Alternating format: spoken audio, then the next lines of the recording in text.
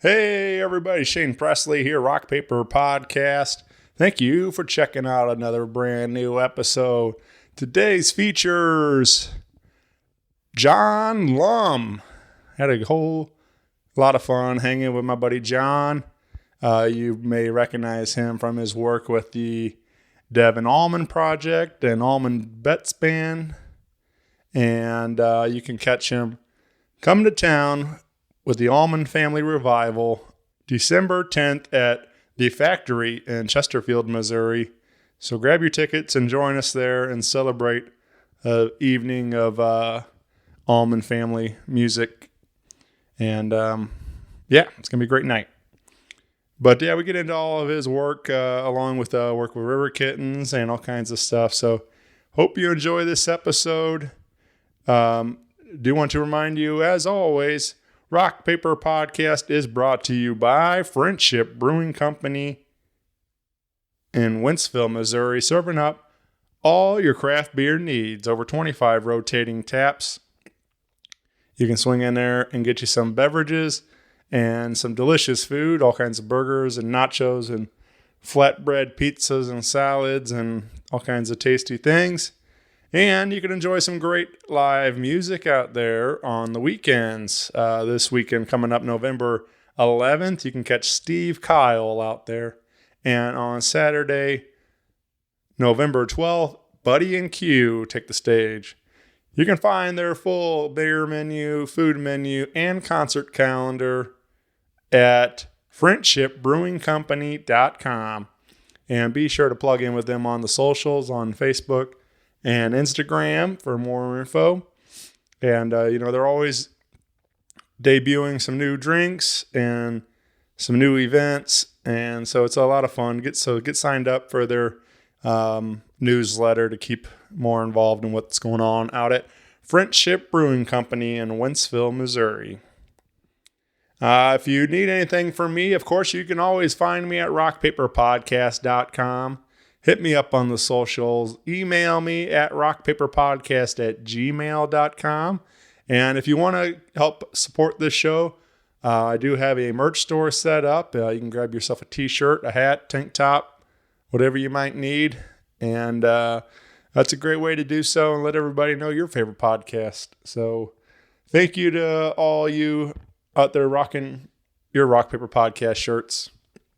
And thanks for being with me for all these years, over 1,000 episodes. So appreciate all of your continued support, whether this is your first time or you're a long time fan. But thank you for being here today with me.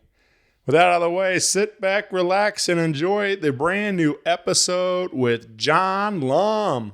A podcast is kind of like it's like a radio show that's not on the radio. It's on the internet. Does that make sense? Uh-huh. Yeah. That's also like my mom. It makes it sound more confusing, doesn't it? It sounds like this. This is John Lum, and you're listening to Rock Paper Podcast. Rock Paper Podcast. Scissors beat paper, paper covers rock. Rock beats scissors, Shane covers non-stop. Never know what new kind of guest that he's got coming at you. Live and direct on the spot. Could be rock, folk, country, or hip-hop, jazz. All kind of folks that he has. Could be an artist or a comedian to make you laugh on the Rock Paper Podcast. double-decker fudge round, rolling round town. Shane coming at you live and direct from ground zero. He's your hero, he's your bestie. Rock Paper Podcast with Shane Presley.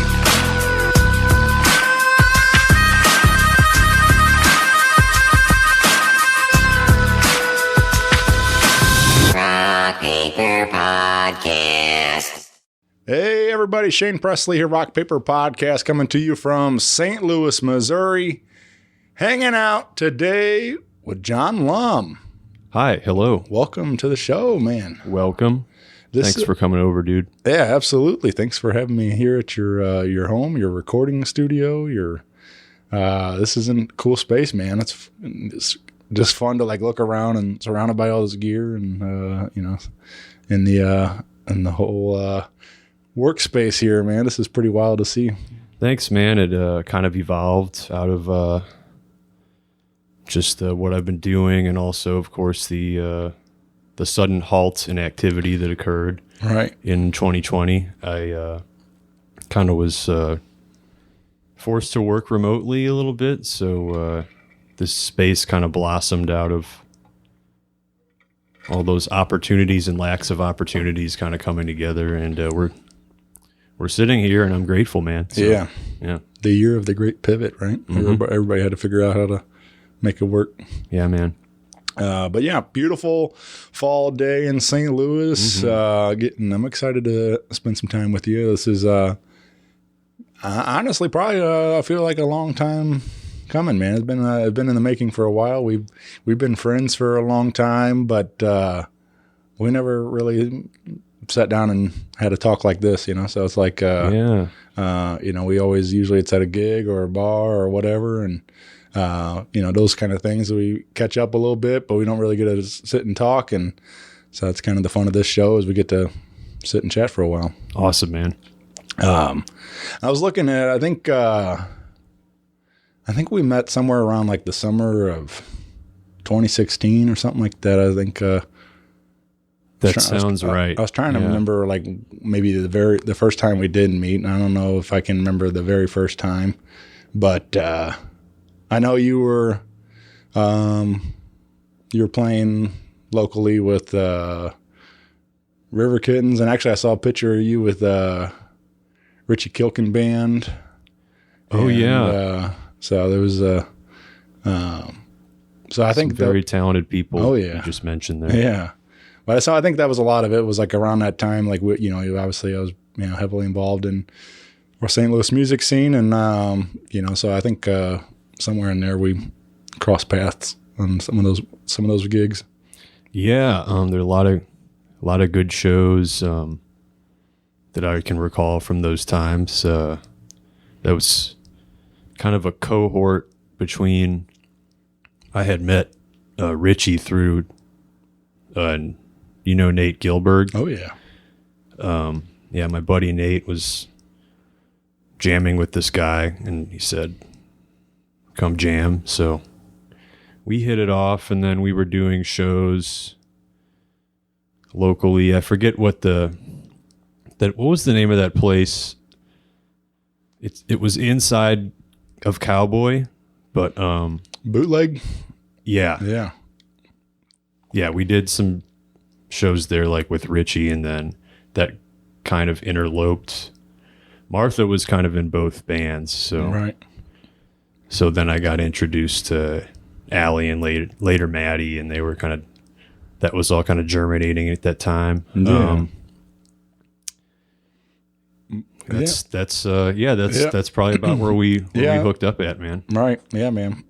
Well, let's like I said, this is being the first time. I'd like to kind of go back even before that, like early John Lum stuff. Did you always live here in St. Louis? You grew up in the area? I did. I grew up in Ferguson, Missouri. Yeah. I was taking drum lessons. I was in high school jazz band, and just kind of always going after music habitually in some way. Were your parents involved, or is it something you've kind of? Yeah. My mom sang and played guitar, mostly sang, but she had a guitar. And then my dad plays the violin still to this day, and he plays the bass in like a rock band with some of his buddies. And they're musical. They didn't do it for a job, but they were, I have a giant vinyl collection here because of because of them. I kind of inherited that from them. Sure. Do you have a memory of like either them playing or playing a record where you're like, man, what's that? I want to do that. Or is there anything like ever come to mind like that? Certainly, yeah. I mean, I've got a lot of memories of playing in a band. The first band I was in was with my dad. He played the bass and the fiddle, so we're always kind of making music together. Kind of like almost like country gospel style music, I guess, is what it was, because it was like people from my dad's church. It was interesting, but And then, yeah, they were always blasting some type of music when I was a kid. So that could have been anything from like, you know, Phil Collins to like Frank Sinatra or something like that, you know. So Yeah. so they were definitely listeners and appreciators of music. So I kind of got that from them. I don't know. Or, Right. Or growing up in Ferguson, certainly, you know, a lot of great, fantastic musicians came out of that area, who are absolutely killing it today. So I'm sure you've heard of maybe one or two of them. Yeah.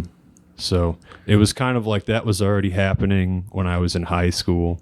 There were people like who had went to my high school who had gone on to do touring gigs and stuff like that. And so I was kind of already like in being involved with music and stuff like that. I was already kind of in the shadow of all these great jazz musicians who came out of Ferguson in that whole scene. And it was pretty intimidating to go to like band class or whatever when I was in high school, because like there were all these really great, you know, natural players who were already out gigging and stuff. Right. And it's also very inspiring. So I kind of got hooked from that, and then I had some really good mentors during that time through you know, into high school and college. Kevin Giannino, you know, I studied drums with him as part of you know, my private instruction, as just my parents being okay with me being into the drums, which was huge. I was able to hang with him and get lessons from him, and then later when I went to study music in college, which is something that not many people in the field that I'm in actually have done. But weirdly, I studied music in college and also happened to do it as a job. That's pretty rare. You know, he was, I was still studying with Kevin during that time, so he was a big influence on me. And earlier before that, when I was really young, there was this cat who lived around the corner from me, and he was a drummer, fantastic drummer. I think he was in the Urge for a little bit. His name's Andy Marks. Okay. That was like my first private drum teacher, and then I worked with Kevin. So those guys kind of were an influence on me as far as like, you know, musicianship type stuff and mentorship, which is a big deal if you're an artist or you want to, you know, really do anything, or just, you know, having mentors in your life and people who can kind of have an influence on you at an early time is a pretty awesome opportunity. So, yeah. Has it always been drums too? You ever mess with you said your dad played bass and, you know, violin and stuff and whatever? I would tool with that stuff. I had to this is going back some years too. I had taught like a couple rock and roll camps, like summer camps, and they kind of required for you to learn a little bit of guitar to do that. Fortunately, like it was all those songs are power chords, so so I could fit. You know, you could fake it Sure. on like a, you know, a cheap Stratocaster. You plug it in and just like. I learned to fake it for a summer, but I never like it was the mechanics of it. I could never get comfortable with like the pads of my fingers just getting split in half the whole time. You know, if I could get the sound, I would just turn the distortion up on the guitar, and then I was like, okay, that sounds okay. So yeah, I was mostly just drawn towards drums and percussion for me. Sure. Yeah, man. Well, that's I mean, that's just cool for you know, just being a fan that you see. I mean, I work in the school system as my day job, and I see a lot of these kids, you know, picking up instruments for the first time, and sixth grade band and stuff like that. And, whatever it is, or when they're first get to introduced to the school band and things, getting to try to find their way through music. And, I don't know, just really cool to hear your story that this is something you found young and even went to college for it. And now you're getting to tour the world doing it. And, it's just cool to see people that stick with it and excel and be, do great things with it and continue to educate others with it too. So this is, it's cool, man. Oh, thank you. Yeah.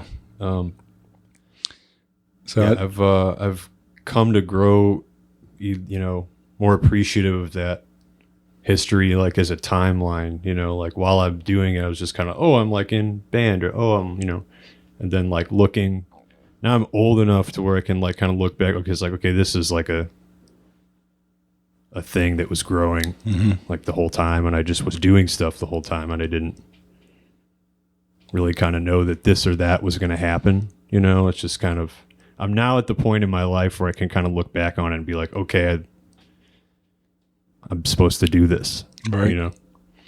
What was the moment when you knew that you were able to do this as a career, like when you full-time musician? Well, I kind of still don't. I think that's part of why this job is interesting. Sure. Is because there's kind of never a clear answer to that. You kind of generate that kind of for yourself after a while. I think ironically, dude, and I've had a lot of awesome moments of like, playing these great venues and with these awesome people. I think part of it was when I was sitting in like this room in 2020 alone, and I was like surrounded by cameras and drums and microphones, and I was like, oh man, I'm that guy. I'm that guy now. Yeah. Because every other thing in my life at that point had changed drastically. Like I wasn't even like hanging out, with my parents or anything. The only thing that was there was all these damn drum sets and all this shit that you see. Yeah. So it's kind of like, I guess I'm that guy, and certainly, different moments, from touring too, I was like, wow, like I don't know anyone aside from everybody who's sitting on stage with me right now who's like doing this at this level. So yeah, man, very humbling realization. Yeah. Well, I think maybe the general public looks at, musicians as the stage, like just the performing part of it. But I think almost all of them have multiple jobs, whether it's teaching lessons, doing studio stuff, recording on other projects and different, starting your own label like Devon did. Yeah. I mean, everybody's got a couple different hats they wear, and it's like, and, so it's cool, like to see that people are able to use their particular skills. It's all music related generally, but in various avenues of doing all these different things. I mean, I know I've had friends that, book venues and, whatever else, they, all these different things, but it's all centered around music, but it's not always just playing music. So, I think that's kind of the thing with the music business itself is like, it's kind of, like you're saying, is being a full-time musician it's kind of tricky to say that that's exactly what you're doing because you are doing so many different things under that title or umbrella. Other people have to play shows too. So like you can get off the stage and let other people play on that stage. Yeah. And it's like, oh, cool. And like they're doing it now. I did that last week or last month or 2 years ago. And it's like, great, Yeah, man. It's a great thing. And you don't have to always be in the pool. You can be on the side of the pool, sure. In your little papasan chair or whatever have you, I don't know. Yeah. But yeah, man, it's balance is good. Balance is a good thing. I've certainly been in situations where I played a rock concert every day for like a month, and that was fun. And I've also been in situations where I've been sitting right here for a month, and that was fun in its own way too. Yeah, sure. All these lessons come out of it, Yeah. I forgot what we were talking about. I think like you touched on it though. Like it is all about balance. It's all it's all. I think that's with anything in life. Like I learned that lesson a while back too. I mean, same thing on the other side of the stage. Being a fan, like I was a madman for a while there. I was like working 2 jobs, doing this podcast, like putting like 3 episodes a week out, and You're hustling. going to like every concert I could. And and I just, wasn't sleeping much, wasn't seeing my wife much at all. Like, and it's like, and that's kind of the thing. Like it was almost lost it all because I was trying to do too much. And, so there's, it's definitely all about, balance and keeping it all, everything, just, making sure you prioritize everything right. So important, especially if you're in a field where you have to be creative every day, because you experience all this stuff through your meat sack. So charge it up every once in a while. It's like your phone, Yeah, sure. Charge that thing up. Just give it a little charge. Yeah. Leave it there for like 30 minutes or something. Yeah. Well, we mentioned River Kittens early on, and I think, like I said, that was maybe one of the somewhere in there was when we first met, and you obviously it's been mostly focused around Maddie and Allie, and Martha was in the group at the time, and then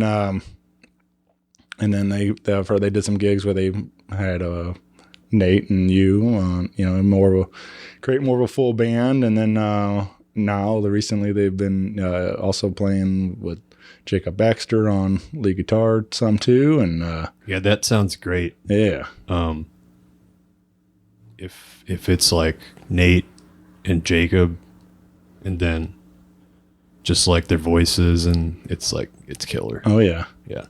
But they got we wanted to highlight a tune. They got they got a brand new single out there, but we wanted to highlight a song called Atlantic City that I get you got to play on this one with them? Yeah, that was through Devon Allman's label, Crate Records.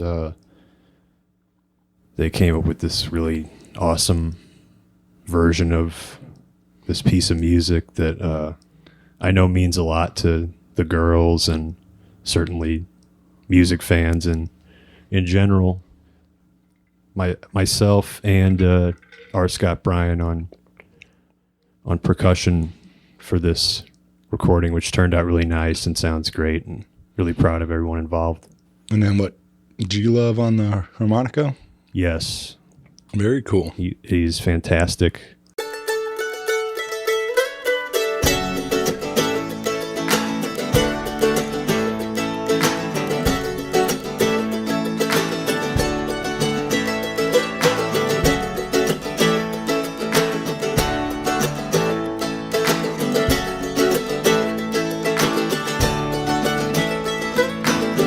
They blew up the Chicken Man in Philly last night. They blew up his house too. Down on the boardwalk, they're ready for a fight. Gonna see what them ragged boys can do. Now there's trouble busting in from out of state, and the DA can't get no relief. Gonna be a rumble on that promenade, and the gambler commissioner's hanging on by the skin of his teeth. Everything dies, maybe that's a fact. Maybe everything that dies someday comes back. Put your makeup on, fix your hair up pretty, and meet me tonight.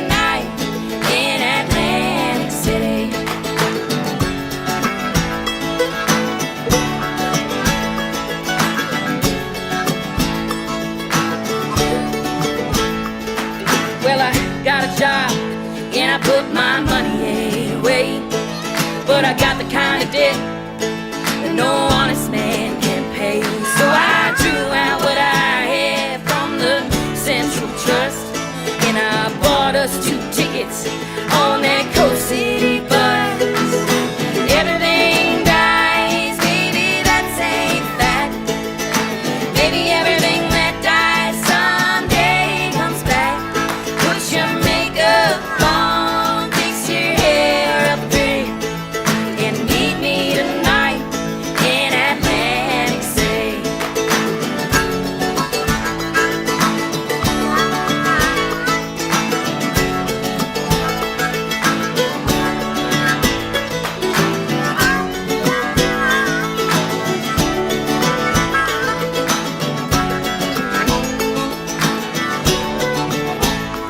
Well, our love may have died and our love may be cold, but with you forever I'll stay. We're going out where the sand turns to gold, so put your stockings on because it might get cold. Everything dies, baby, that's a fact. Maybe everything that dies someday comes back. Put your makeup on, fix your hair up pretty, and meet me tonight in Atlantic City.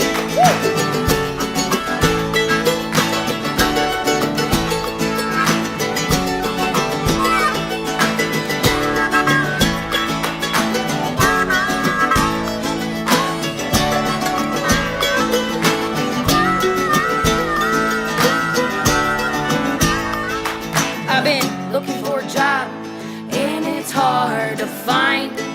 There's winners and there's losers, and I'm south of the line. And I'm tired of getting caught down on the losing end. But I talked to a man last night, I'm gonna do a little favor for him. Everything dies, baby, that's a fact. Maybe everything that dies someday comes back. Put your makeup on, fix your hair up pretty, and meet me tonight in Atlantic City. Oh, meet me tonight in Atlantic City. Oh, meet me tonight in Atlantic City. Yeah, man. This turned out great, and of course, classic song. I mean, you know, I guess that guy did all right for himself. Bruce Springsteen. I hear he's doing okay. Yeah, I think he's doing all right.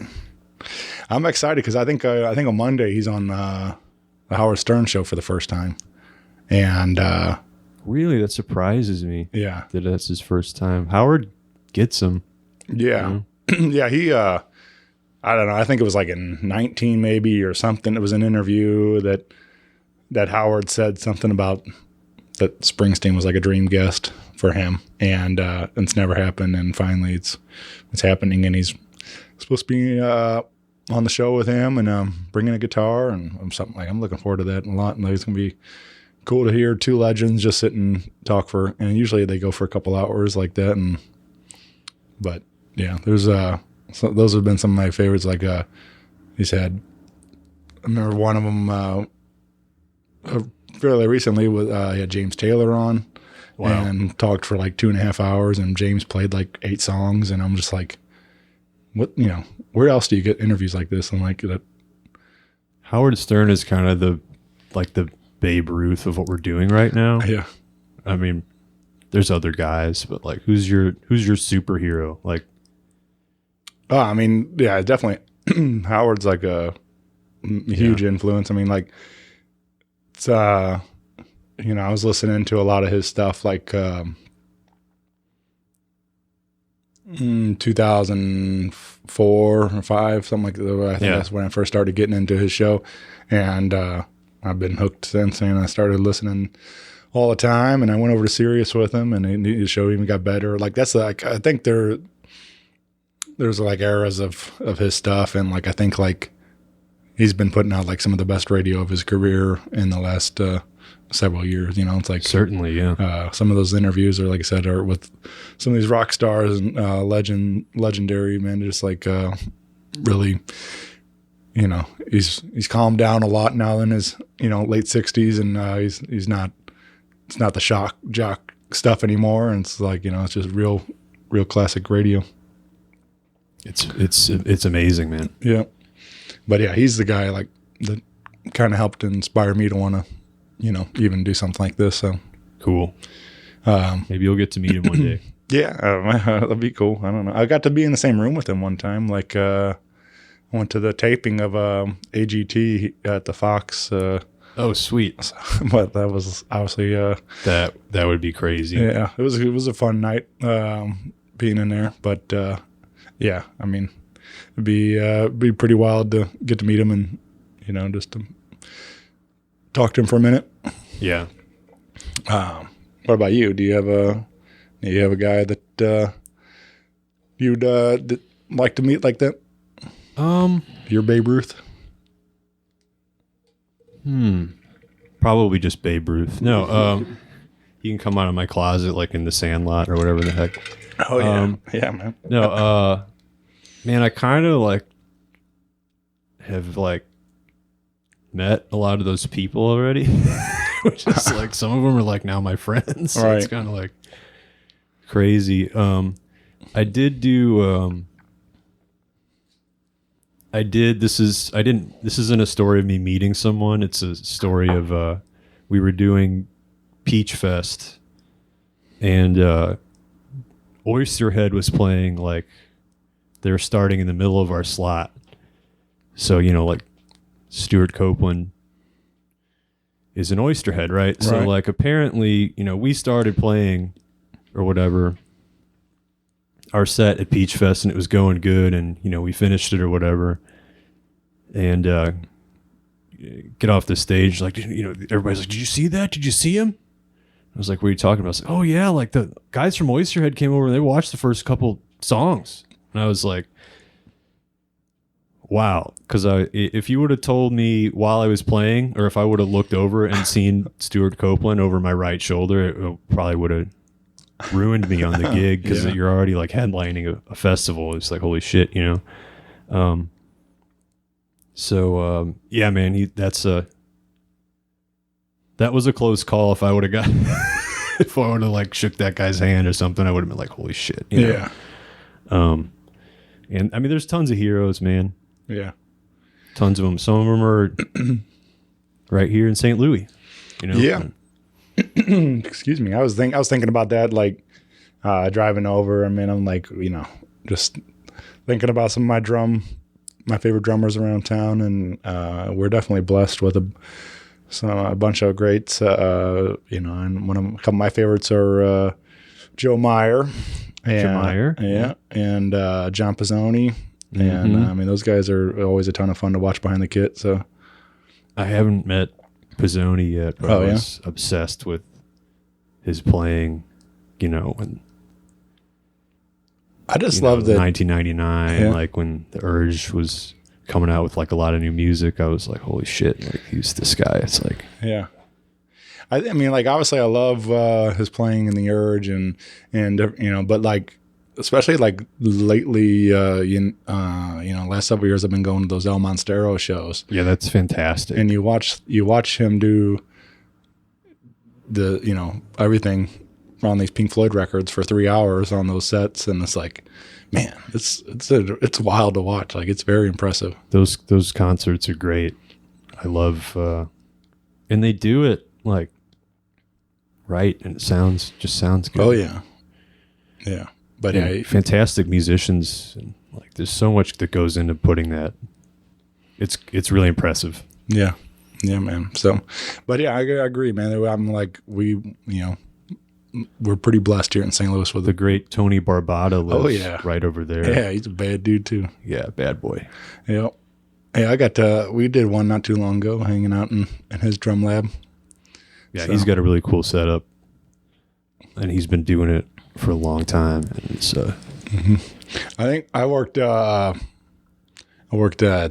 you know, Oyster Bar for like 5 years, and I worked Sean Cannon's Voodoo Players every Wednesday night, and that, for me, like that was like one of the really great like networking things for me in St. Louis music, because every week it was another all-star lineup, of players. So that's where I got to really get to know Tony better. Mike Morano coming in. Yeah, it's my buddy Mike Morano. Yeah. He did a fantastic concert the other night, Pines Fest. Yeah. It was so cool. Dave Clark on drums. Yeah. I did all kinds of great drummers coming through those gigs. So, it was just fun to every week getting kind of a master class in rock and roll and from some of these greats around St. Louis. So it was those were some good nights over there. Yeah, I certainly have left the Oyster Bar past 2 and 3 and 4, a.m. Just tearing down gear and stuff. But I did a lot of really dope shows there. A lot of different bands. There was this band called Fresh Air that I was in. Do you know those guys? Like Brian Marquez. Yeah. We did a lot of wild, or at the time, seemingly wild Oyster Bar sets, and love that place, man. Yeah, for sure. Yeah, killer food. Oh yeah, it got me thinking. Like, obviously, again, we're with music, but also with food. I mean, like, is when you're out there on the road touring obviously getting to sample all the wonderful things. But is there something about St. Louis that you miss the most when you're out there? Is there a certain restaurant or a sandwich or dish or anything like that you think about? Dude, that's a good question. Man, do not be in another city and try to order some Chinese food not knowing what you're getting into. At least around here, you know what you're getting into. Like if you're in Cleveland or Cleveland is a great city, but we just do that a certain way here.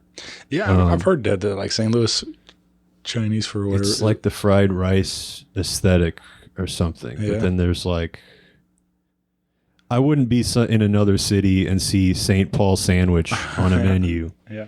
And be like, oh, I'm going to order that. And be like, no, we only know how to do that. Like here, that's it. Yeah. I'm not going to be in, Rancho Cucamonga and see.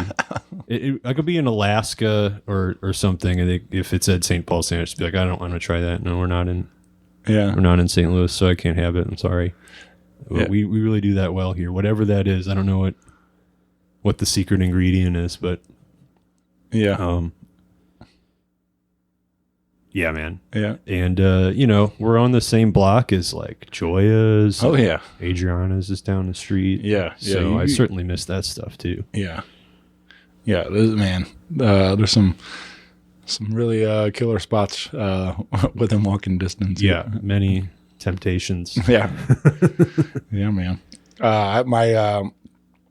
There's a comedian, Josh Adam Myers, was just in town over the weekend at Funny Bone, and he went to somewhere. I don't even know where he was at getting, but he was eating a St. Paul sandwich, and I don't know that I've ever had one. He was talking about it, and I was just like, so it sounded interesting though. It's an acquired taste, definitely a hybridization of different sandwich aesthetics, and it's kind of very similar to egg foo young if you've ever had that. Right. Yeah. Yeah. You have to give it a shot. Maybe you go check it out. Yeah. Maybe later that day have a salad too to balance things out. Right. Yeah. Yeah. We talked about balance earlier. Yeah. I just don't want to get a text from Shane like a week from now. I had a St. Paul sandwich. Yeah. And it was horrible, Yeah. Yeah, man. Yeah. Well, you, I guess, let's talk about your time with Devon. I think like it was something like, I don't know. So I've been following Devon Allman for quite a while. Like I remember Honey Tribe gigs, I seen him open for Greg at the pageant, and a couple of good nights on a Blueberry Hill in the Duck Room, and some fun gigs over even in St. Charles at Moonshine Blues Bar and stuff. Getting to see him play. So I've been following his career for a long time, and then I don't know. It seemed like things. Whatever happened, things took off in a big way, and you jumped on tour and been with him several years now, right? I think we're coming up on like year 6. Yeah, and along that way, you guys joined forces with Duane Betts for several years, doing Allman Betts Band, and recorded 2 great records there, and got to do these Allman Family Revival shows, which I think we're going on the 6th year of that show. Yeah, it's crazy. So let's talk about some of that, man. Like, how did that first get started? Getting that call to link up with Devon and join the band. Well, it was like a friend of a friend thing. And there's also kind of a funny work-related story of how it came to be. So if we have time for that, I had known Justin Corrigan for a very long time, and he was touring with Devon Allman Band in 2016, and he had received, I think, maybe a call from Tyler or something, because he was playing in Tyler's solo band, right? Tyler Jackson Stokes, who has a single out right now. It's called Gemini. It sounds really good. Look it up on Spotify. Yeah. So they were both in Devon Allman Band, and they had done some touring with him in 2016, and I was getting. I had gotten a job. I'll do the old story first, and I'll do the new story. Okay? So, like, I already had this job where I was distributing, like, concession goods and stuff. I was essentially like a truck driver during the day, and then I would do gigs and lessons at night. That's what I did for 10 years before all this stuff started, and that was cool. I learned a lot from that too. So I would go to this business in Ladue called Poptions. And both Tyler and Justin also had day gigs as well at this popcorn place called Poptions. So that's how I met Tyler. And then they kind of were both already in Devon's band, and he was looking for a drummer. And exchanged information, and next thing I knew, I was getting a text from this guy named Devon Allman, and I was driving to Picasso's Coffee in St. Charles to meet up with this guy and talk about, music or touring or something. I had no idea. Right. And me and Devon really hit it off. We were kind of into the same music, and we both liked doing shows, and we spent a summer in Tyler's basement just kind of jamming together, me, him, and Justin and Tyler. It was through those two guys kind of trusting me through having played together, and then also seeing me every day or every other day at work, that I was able to get in that room and jam with those guys. So very grateful to Mr. Corrigan and Mr. Stokes, for even considering me to do an opportunity like that. And then obviously super grateful to Devon, because it's very true that we're sitting in this room doing this because I met Devon. Yeah. And I like to remind Devon of that all the time. Every time a new opportunity comes my way, I'll send him a text like, "Hey man, this is your fault." Right. Because like it's kind of true. Yeah. Yeah, it's so I kind of it's a friend of a friend thing, but I also had another connection to these guys because we worked together during the day too. So kind of an all-encompassing story, really. If that guy hadn't have started that popcorn store Right. in Ladue, Yeah. right, none of this would have. So You text him too. It's your fault. yeah. Yeah. It's all your fault, man. We're also all three of us popcorn snobs Yeah? too. So if we're on the road or something and we're having some bad popcorn, it's like, oh no, come here, taste this. It's terrible. Yeah. So yeah, that's kind of a little unknown side story on how that kind of came to be. But Yeah, man. I hope I wasn't too long-winded with it. Nah, I mean, that's what the show's good for. That's what's fun about podcasting and these long format interview type of things. We can do that. We can do some storytelling. But I love to hear that because like, that's a lot of it. And, obviously you have to be prepared whenever the call comes, having the chops to hold your own in that room once you get there. But, it's always like, it's a lot of those kind of things. You get the right place, the right time kind of thing. It's just cool that all the stars aligned to get the call and make it in there. Yeah, and I didn't have this space at the time either. So I was doing, while I was doing rehearsals or kind of auditioning for a Devon Allman project, I was teaching lessons at a music studio or a lesson studio in Kirkwood that was owned by a guy named Pete Lombardo. And they had a drum set down there for, students and stuff. So like if I needed to practice like at night, like I would go into this strip mall or whatever, because all the other businesses would be closed. So I would go in there at night and work on like Devon Allman stuff and Allman Brothers stuff like on that drum set. Yeah. Just because it was like I didn't have, like a real space yet for it. So it worked out to where I had a little opportunity there with the night shift kind of happening there. I'm grateful to Pete for letting me use that space too, Yeah. So you things worked out. You joined the band. You guys, and was that your first real dive into touring with the Devon Allman project? Yes, I had done some weekend warrior runs, a couple weeks here and there with River Kittens, but never on that kind of month-long like bus touring scale. It was my first time with that.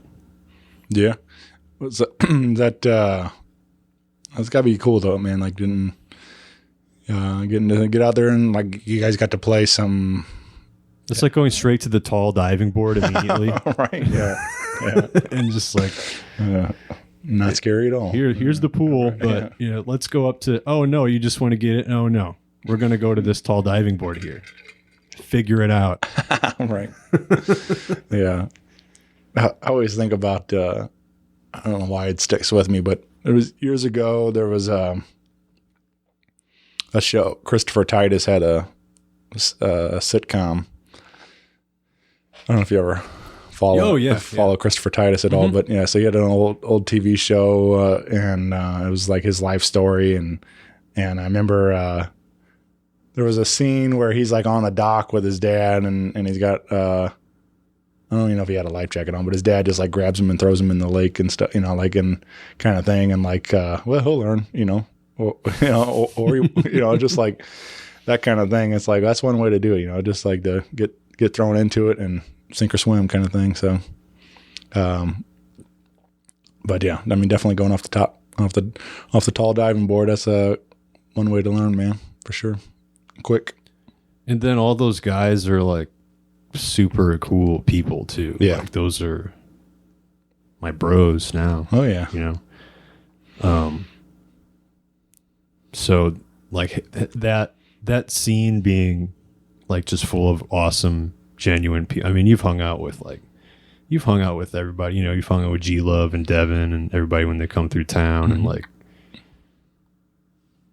everybody's super sweet. You know, when I went to do that first revival show, it was kind of like Devon's band opening, and then they did the revival, and I was like, man, this, you know, I was like, I'm kind of freaked out by this, you know, environment. I don't know any of these people, and they're all like so good and blah blah blah, and everybody was just awesome. And you know, it's like we were talking about earlier, it's like everybody's just cool, and we're all just normal people hanging out, and we just happen to have podcasts and playing bands and stuff, you know. And it's like, and yeah, man, super grateful for that too, you know? Yeah. So we, you know, we did the summer of 2018. We did quite a few shows as Devon Allman Project with Duane Betts opening. And, you know, we were like, man, this is going to be a thing. This is going to be a thing, you know.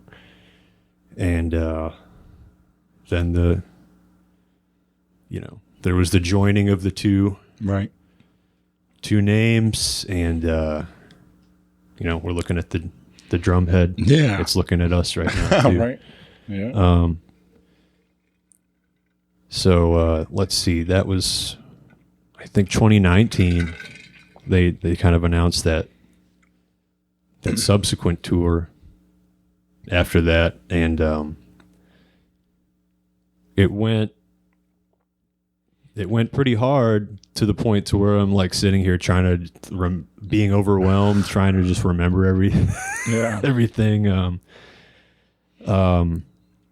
But yeah, it went really well. You know, I was kind of doing double duty. Me and Justin were at first, because Duane had come on to do the tour, and he brought Johnny Stachlo with him, but he didn't really have a band. So like me and Justin, and later R. Scott, were kind of Duane's band for like that first few months there, you know, when he opened up. Mm-hmm. And then we would just play in Devon's project too. Right.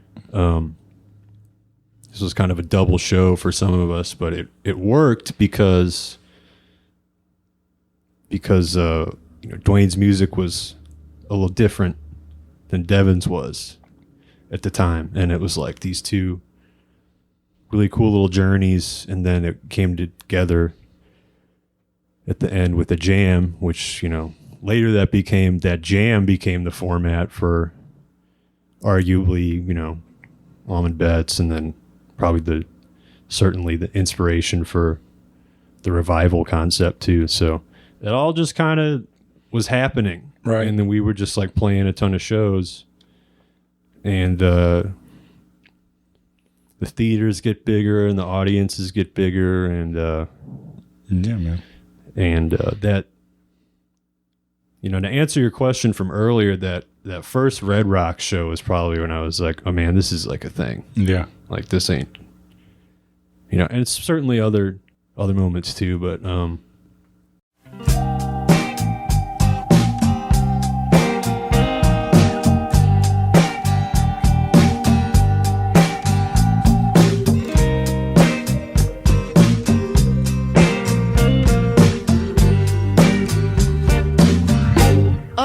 tell you now,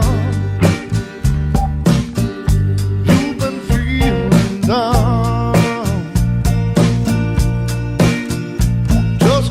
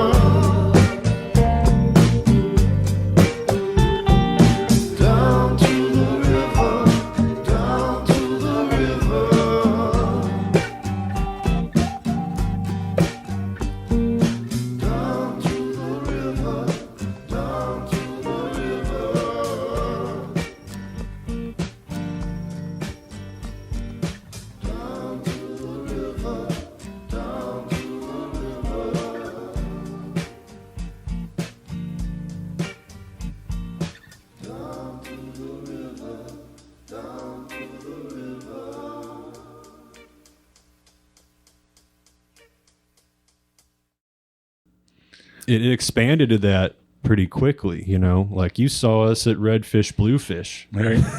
when we did that first Devon show. you Yeah. know?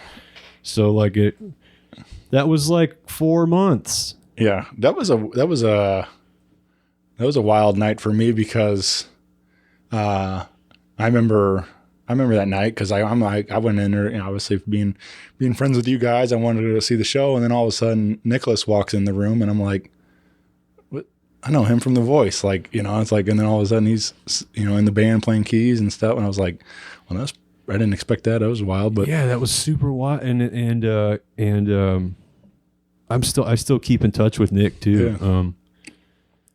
But I just thought that was I mean, that one sticks out for that reason particularly. Like, but like it was just cool to see where it started, you know, and like where as things were going. But like you're saying, like then it just exploded. Like people have gained a lot of momentum rather quickly, and you guys, you know, doing some huge stuff and some beautiful theater, some really iconic rooms around the country, and yeah, pretty wild to see, man. That you know, makes me really proud of you guys to get. It's just for me, it's really cool to see now. You know, Devon's got the record label and in developing Jackson Stokes and River Kittens there under that, and like, but the rest of the world getting to see what I've been seeing for a long time here in St. Louis, and between, you know, your skills and River Kittens and Jackson and Justin and, you know, everybody, like, you know, getting or putting all of our friends on this giant showcase like that. So it's really cool to see, man. Yeah, man, I'm super grateful, and looking forward to December. Yeah, we got a big one here locally. So I mentioned 6th year of Allman Family Revival, and you guys got another big old tour planned for this winter, fall, whatever. But you guys will be here in St. Louis on December 10th at the Factory in Chesterfield, Missouri, and 8 p.m. Yeah, got tickets at allmanfamilyrevival.com, and you can see what we got. I remember I was there last year for the show, and it was a killer lineup with nuts. Yeah, with Kenny Wayne Shepherd and Joanna Shaw Taylor and Lily Hyatt and Donovan Frankenreiter, and just that was so much fun. So I can't wait to do it again this year. We've got Donnie again this year. Yeah, and Jimmy Hall, the legendary Larry McCray. Check him out if you haven't gotten to check him out yet. Got Maggie Rose. She's Maggie one Rose, of my favorites. Yeah. Some really cool people, and we're going to be hitting some old songs and some new songs. Yeah. So if you want to hear that stuff, come on through. And St. Louis State also has Jackson Stokes opening up the show. So yes. Yeah. Fantastic band. Jackson's killing it right now. And his band is like the two most chill dudes. Like it's, you know, Ben Bickline. Yeah. And Paul Brackens. Yeah. Some of the best hair in the business right there. Yeah. Paul. And like just good guys. And they're ripping, you know? Yeah. Yeah. That's going to be a great night. So grab tickets and join us out there. And then Duane's also on that tour, and River Kittens, and Duane Betts will be joining us, and we'll have some Kittens in the mix. Is that, I mean, I don't know. I just feel like. Yes, it's very weird. Yeah. The whole thing is very like. Playing that material, and you guys just crush it, obviously. Like, but that's like some legendary stuff, man.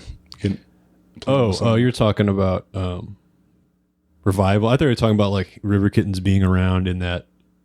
Oh, well. In that world. Yeah. I mean, that makes sense, but it's also like, oh, that's my old band. It's like, like they're still like, I'm so happy that I still get to see them like all the time. Yeah. Basically is what I was going to say with that. But, sure.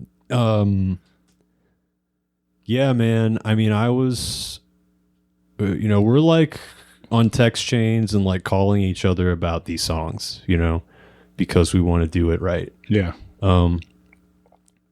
It's the other reason I have this place is so I can practice for that. And work stuff out. It's kind of a workspace for that too. It's an undertaking to do.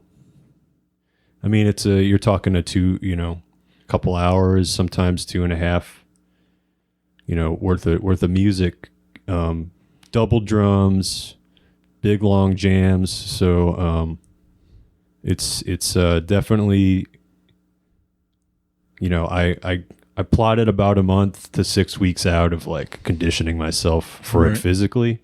And then like, there's a lot of listening and the unseen, me messing the songs up has to happen 100 times before, before I learned how they actually play it, apparently is my process for it. But, do you like, do you get to like, do you try to do it like note for note, or do you get to like kind of put it through your own lens, like your own, I mean, obviously you have to be pretty close for these songs, but do you get a little bit of interpretation on some of these songs? And yes to both. Certainly like you're never going to play like those guys. So the pressure's off for that. Like you're never going to play it like that. And I'm encouraged, on the gig to like, yeah, man, put your own swag. And also, I'm going deep and listening to like tapers and stuff like that too from like the 70s, because I certainly think about things note for note, and thankfully so does Orby and Cody and R. Scott and David and everybody else who's involved with the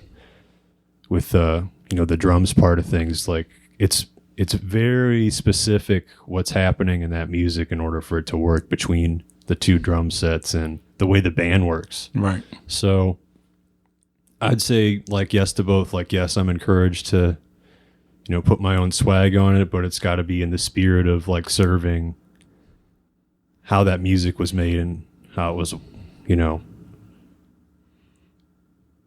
how it was done. Yeah. So there's a lot of prep work that goes into that for sure. And so I kind of like my process is I'll at least whatever the most famous recording of like Jessica is or whatever, like I'm going to listen to that and like not codify it, but kind of that's like version 1, right? And then I'll go around and check out a bunch of different live versions and stuff, and kind of like, this is getting really specific, but it's like just, like a basic roadmap, and then it could, but playing with, any of these guys, they could take it somewhere. They could look over their shoulder and be like, okay, we're just going to do halftime right now. And then it's like, boom, So like,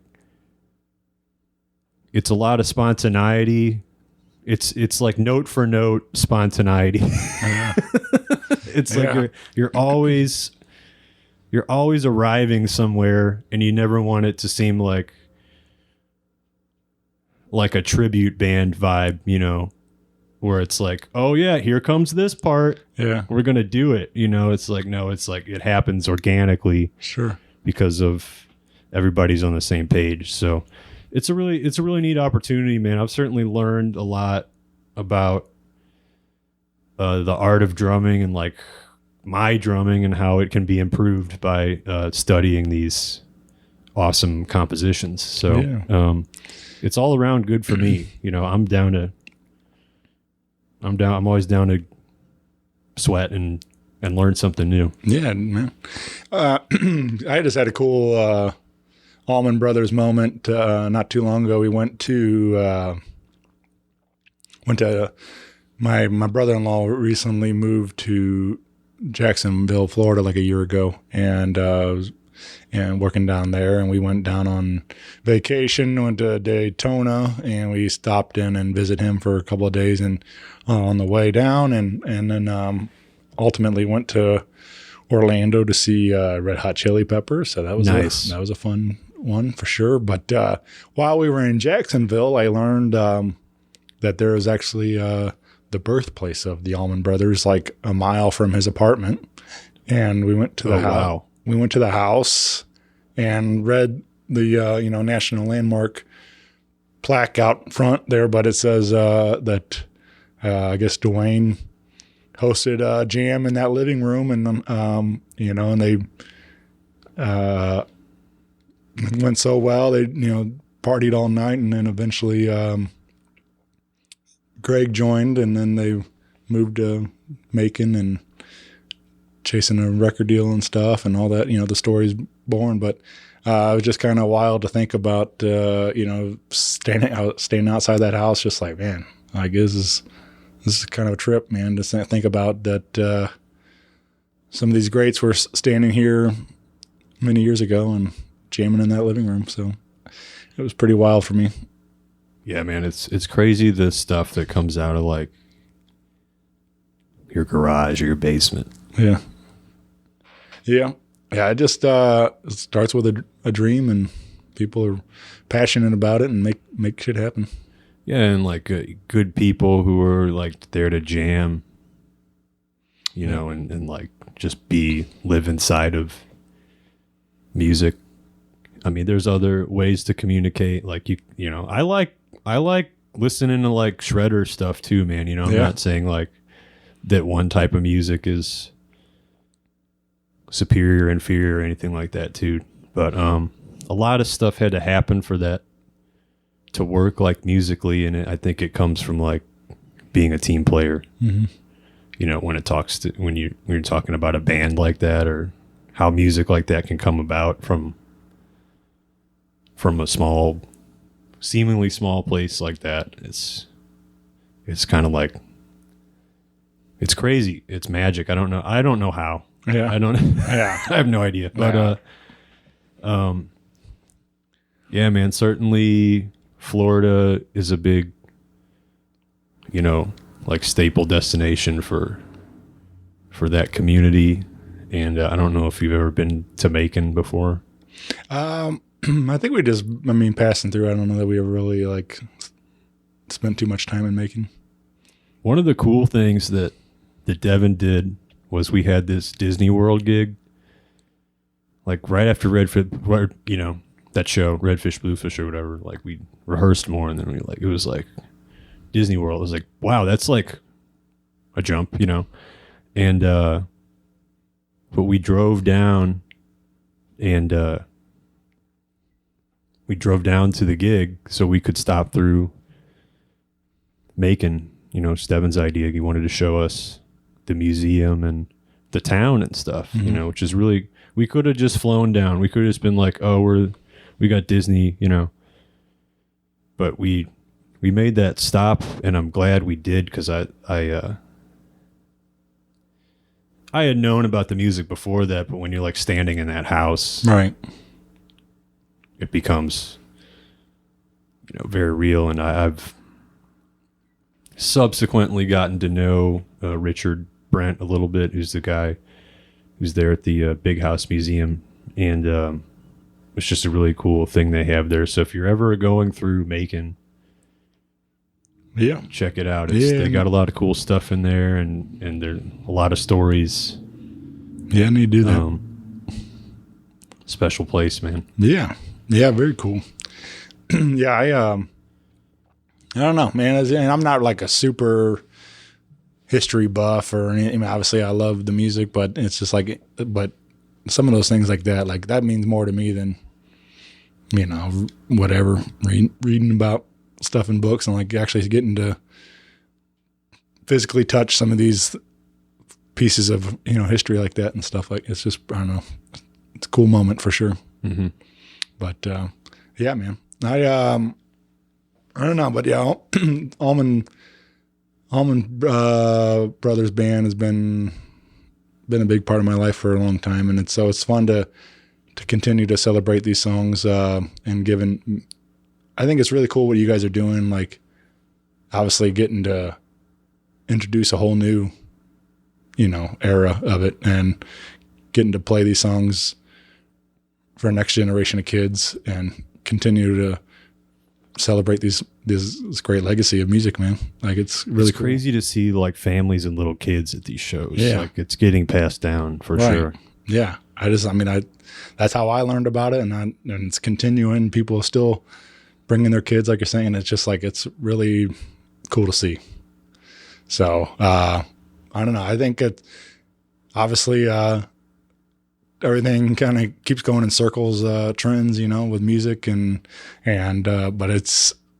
I think that's what's also really great about the Allman Betts Band albums are they still sound like a continuation of what was going on with Allman Brothers Band, but also still sound current and newer, like you guys did a great job of both of those.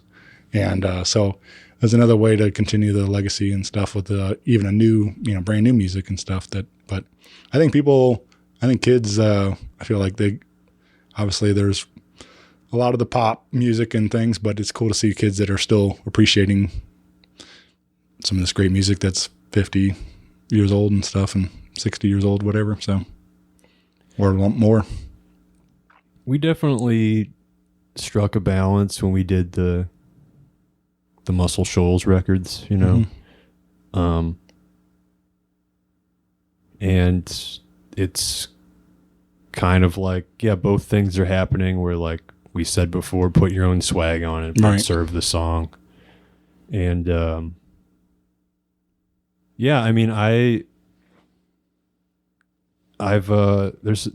see really young bands playing this iteration of music like all the time.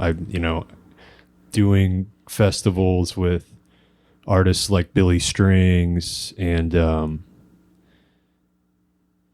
man, even dude going to like, we saw each other at the Marcus show the other night, like that's a great those example. guys are incredible. Like Right. Neil Francis and like Marcus's band, and like they're doing the thing.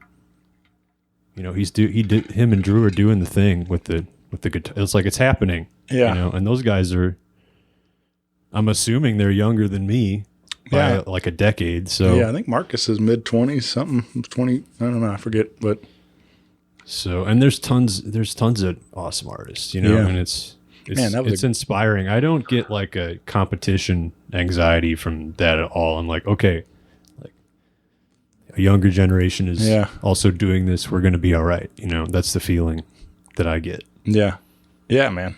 But yeah, that was an incredible night. That was so much fun. And that was really, really good to bump into you there that night.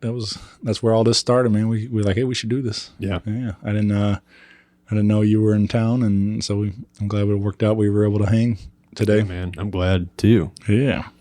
I got a couple questions, and I'll let you get out of here, John. I wanted to get your take on some of these. Absolutely.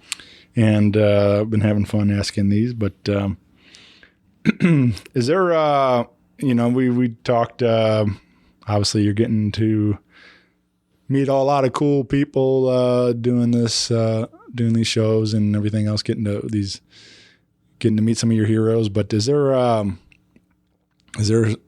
maybe you mentioned it, but is there a dream duet or collaboration you'd still like to see for yourself? Is there certain people you would love to jam with or anything? And who would I like to jam with? I mean, yeah, just like who is there? Is there a certain artist or something like that you would love to collaborate with? Like any artist, man. I can't. It's a dream. I have like a really awesome circle of artists that I'm kind of spoiled with it right now. Right. Yeah. And it's a little bit of everything. Yeah. Man, that's a good question. What do you like? You mentioned Stewart, or was that somebody like? That's like a mountaintop of like this guy did this, invented something, you know. So that's certainly like, do you think about this? Like, as I don't know, I think about it like, obviously, would you like to do something like that, like with other drummers, or would you rather like a guitar player or bass player or somebody, you know, like when you think about that kind of jamming, is it always another drummer that you would like to you know, perform with or something, or how's that? Where does your mind go when you think about that stuff? Or is it just, man, I'm kind of like stumped by this question, probably because I'm like, I get to double drum with like David and R. Scott and Alex Orbison and Cody Dickinson. sure. I got to double drum with Kenny Aronoff last year, you know, like that's kind of like amazing already. Right. Yeah. Maybe like, oh man, I really like Jack from Marcus's band, you know, Jack Ryan. I don't think, Marcus King Band. yeah. drummer. I don't think I don't know him personally, but yeah, I watched him play the other night, but Yeah, man, he's awesome. Yeah. I'd love to slide in between what he's doing. He holds it down for sure, but like I know he's a double drum boy. yeah. You know, like same with like, man, if it was like any of those dudes, like you know, if it was Kreutzmann or Mickey Hart or somebody like that, I would absolutely shit. Right. You know, I'd probably get kicked right off the stage, but I would love to. Whoever invented it, that's who I want to hang out with, you know, and not like to get my picture, but just to be like, kick my butt in this, man. Yeah. Like, you know. Yeah, I was talking to Jeremiah Johnson the other night, and Yeah, he's awesome. we were talking about his new record, and we were talking about how, you know, his the whole him teaching his son a little bit of guitar stuff, and his, you know, son like learning from him, and then him learning from Tom Maloney still, you know, and like Dude, I just met him recently. Oh, yeah? He came over with R. Scott. Awesome dude. yeah, super cool, and a legend here also, and Absolutely.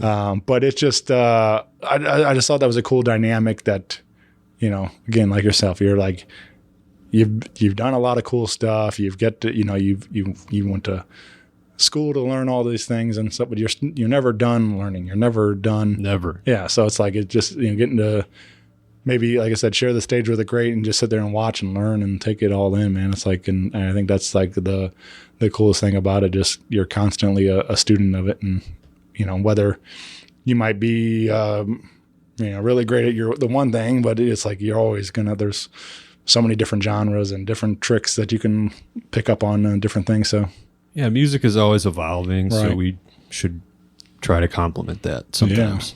but yeah, I think that's one of my favorite things, that when people like just admire what somebody else does, because they like, man, I want to, you know, even though some other people might think they're great, but then like you look at that and like they're still thinking like, man, I want to do what that guy does though. Like, so I just think that's cool. But yeah, so Hope that answers that question for whoever that was. no, these are just funny things to think about. I think just hypothetical. Absolutely, You know, yeah. just, but what about? All right, day comes along. We have the John Lum action figure. What would you like to see as maybe your 3 accessories to go with your action figure? 3 accessories. Probably a head covering of some kind, and maybe like a dumb cowboy hat or something. Drumsticks. Yeah. And maybe like a little espresso cup like you see right Yeah. All right. right here. Maybe it comes with like a ground bag of just maybe that's the business model right there, like a John Lum. Either that or a mustache comb, because one of the man, that mustache is. It's shrunken since you've known me. Yeah. It was much more rude than this. I'm envious, man. I wish I could do that. I mine all comes down here. I can't get the mustache to come in like that. I wish I could. So yeah, it's a nice mustache, man. It's kind of a Mario vibe right now. A little bit. Yeah. Pringles guy. Pringles guy. Yeah. Yeah, man. Those are my accessories. All the Some type of hat, some drumsticks, and then maybe a mustache comb or a cup of espresso. Yeah. This is becoming a care package. Yeah. Sorry. No. What? How long have you had them? I think you've had the mustache as long as I've known you. I'm sure, right? Or pretty close to it. Yeah, I grew the beard in 2018. Yeah. And then when we went to Europe, towards the back half of 2018, my beard was super gnarly, Right. And I was like, we're going to be going through the airport and stuff. We're going to have to chop this thing. So yeah, it took an hour. Oh yeah. Yeah, it didn't go down without a fight. Nice. I've looked like a supervillain or whatever ever since. You know what it is I look like the third guy to get kicked down the stairs in a Jackie Chan movie. I'm not the first guy that he just knocks out immediately. He maybe maybe he blocks a punch from me or something, but then he kicks me down the stairs and and that's the vibe of this mustache. Yeah. 90s action movie guy who falls down the stairs. Yeah. Yeah. I don't know. I just think it's funny. How many different mustache references that we can name on this podcast. There's a book here somewhere in this building Right. about the different mustache breeds and varieties. Yeah, there's a whole world out there, man. My buddy Brad, Roughneck Beard Company. He does these competitions, beard and mustache competition things, and you see all these crazy. Designs they put into their mustaches and all these Coincidentally, I used their products to grow my beard. Yeah. My beard would not be as gnarly as it was if it was not for the roughneck stuff, man. There you go. Thank you all. Yeah. Proud sponsor of Rock Paper Podcast. Yeah, they rock. There it is, man. We got a nice testimony right now. Boom. Yeah. But yeah, I don't know, man. I just think that stuff's crazy that they're getting, the competitions for facial hair and stuff It's totally a guy, something that men would do with their time, right? Yeah. But maybe someday I'll be man enough to grow a mustache like you. I'd like to. You got a strong chin strap happening. Yeah. Yeah. Covers my double chin. So there we go. That's the trick.